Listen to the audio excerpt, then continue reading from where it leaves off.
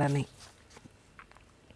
देशातल्या जनगणना 2027ची तयारी आता अंतिम टप्प्यात पोहोचली असून पहिल्या टप्प्यात येत्या 1 एप्रिलपासून घरगणना आणि स्वगणना केली जाईल अशी माहिती जनगणना आयुक्त मृत्युंजय कुमार यांनी आज नवी दिल्लीत घेतलेल्या पत्रकार परिषदेत दिली. हा टप्पा 1 एप्रिल 2026 ते 30 सप्टेंबर 2026 या दरम्यान चालेल. या टप्प्यात केवळ घराची स्थिती आणि घरात उपलब्ध असलेल्या सुविधांची माहिती घेतली जाईल असं त्यांनी सांगितलं. स्वगणनेच्या माध्यमातून माहिती संकलित करण्यासाठी प्रगणक CDACने विकसित केलेल्या विशेष मोबाईल ॲपचा वापर करतील.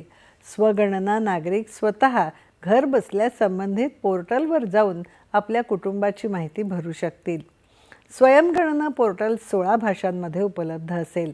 राज्यात प्रत्यक्ष गणना सुरू होण्यापूर्वी 15 दिवस हा पर्याय सुरू राहील. माहिती भरल्यानंतर एक 11 अंकी ACID मिळेल, जो प्रगणक घरी आल्यावर त्यांना दाखवावा लागेल अशी माहिती त्यांनी दिली.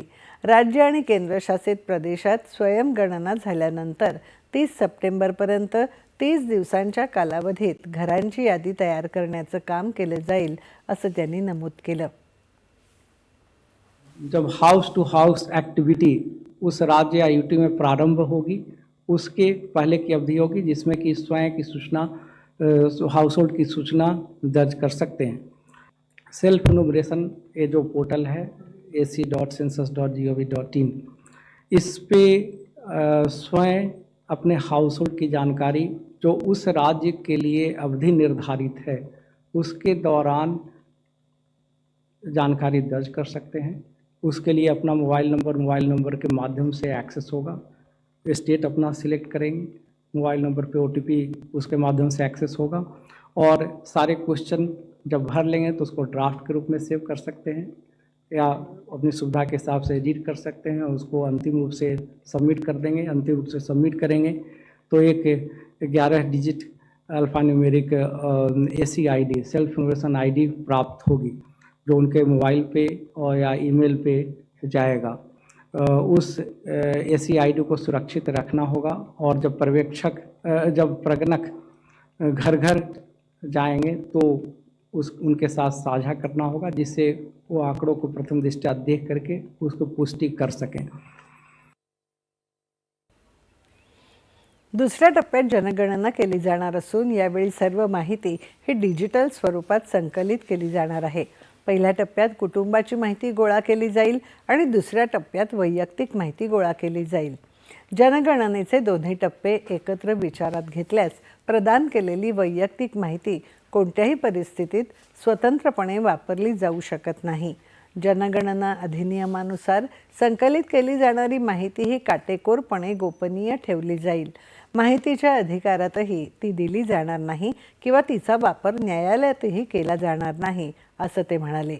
पहिल्या टप्प्यासाठीचे प्रश्न आधीच अधिसूचित करण्यात आले असून दुसऱ्या टप्प्यासाठीचे प्रश्न योग्य वेळी प्रसिद्ध केले जातील. जनगणनेच्या दुसऱ्या टप्प्यात जातीनुसार गणना केली जाईल असं त्यांनी सांगितलं. प्रत्येक नागरिकाने खुल्या मनाने जनगणनेत सहभागी व्हावं आणि अचूक माहिती द्यावी असं आवाहन त्यांनी केलं.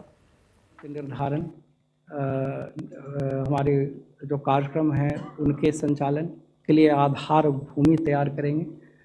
इसलिए इसकी महत्ता को देखते हुए आप सभी के माध्यम से हर व्यक्ति से मैं अपील करना चाहूँगा कि खुले मन से हर व्यक्ति इसमें भाग ले और सही सूचना दर्ज कराएं.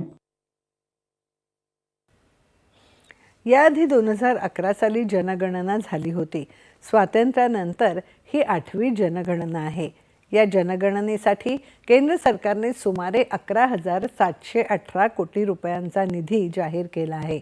राष्ट्रीय लोकसंख्या नोंदणी अद्ययावत करण्याबाबत सध्या कोणताही निर्णय झालेला नाही. तसंच जनगणना आणि SIR यांच्यात कोणताही सहसंबंध नाही असंही त्यांनी स्पष्ट केलं. इलेक्ट्रॉनिक्स